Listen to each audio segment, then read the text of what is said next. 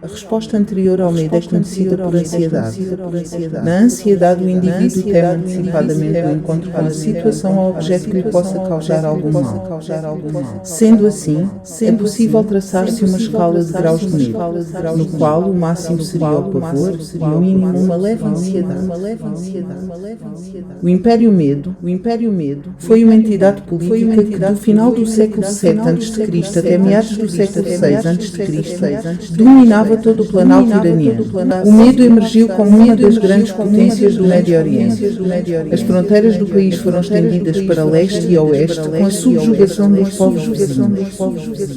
Desta forma, o medo tornou-se o primeiro império iraniano que, no seu auge, cobria quase todo o Médio Oriente, tornando-se uma das mais fortes potências económicas, políticas e militares do seu tempo, juntamente com a Babilónia, a Lídia e o Egito.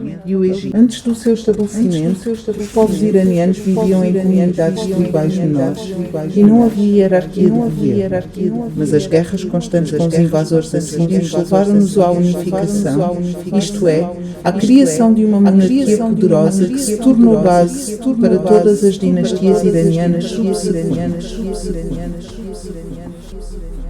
O desejo é uma tensão em direção a um fim, que é considerado, pela pessoa que deseja, uma fonte de satisfação. É uma tendência algumas vezes consciente, outras vezes inconsciente ou reprimida. Quando consciente, o desejo é uma atitude mental que acompanha a representação do fim esperado.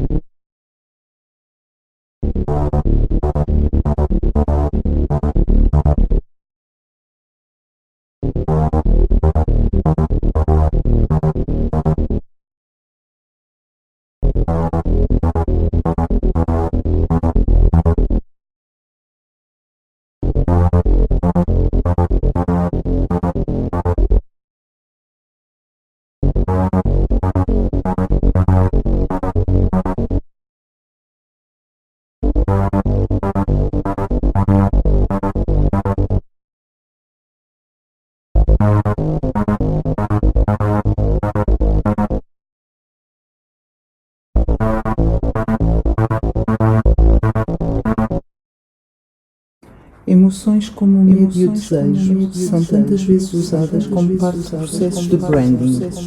A não normatividade de alguém, quando partilhada de forma empática e empreendedora, descoleta medo e desejo em quem se depara com esse alguém. A não normatividade de alguém é o medo e o desejo de outro alguém. Medo e desejo de lhe acontecer igual. A empatia de saber que lhe podia acontecer. Queremos acontecer, mas não queremos que nos aconteça. Interessam-nos lugares onde o corpo se torna particular na diferença. Mas quando colocado enquanto brand dessa mesma diferença, participa na hegemonia de um conjunto que, ainda que particular, dispensa interlocutores. O que acontece entre